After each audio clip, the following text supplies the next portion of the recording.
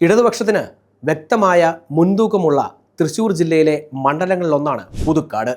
CPMലെ K രാമചന്ദ്രനാണ് sitting MLA. 2026 സ്ഥാനാർത്ഥി സാധ്യതകൾ പരിശോധിച്ചാൽ UDFന് വേണ്ടി കോൺഗ്രസ് മത്സരിക്കുന്ന സീറ്റിൽ 2 പേരുകളാണ് അന്തിമ പട്ടികയിൽ ഉൾപ്പെട്ടിട്ടുള്ളത്.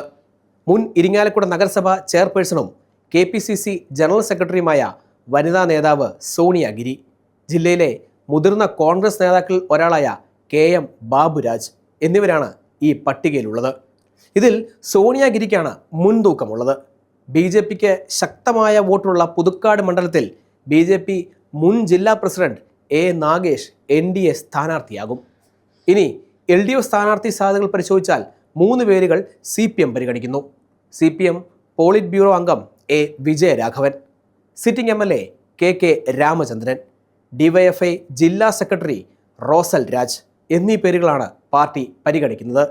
A. വിജയരാഘവൻ മത്സരിക്കാൻ CPM സംസ്ഥാന ദേശീയ നേതൃത്വങ്ങൾ തീരുമാനിച്ചാൽ പരിഗണിക്കുന്ന മണ്ഡലങ്ങളിൽ ഒന്നാണ് പുതുക്കാട്.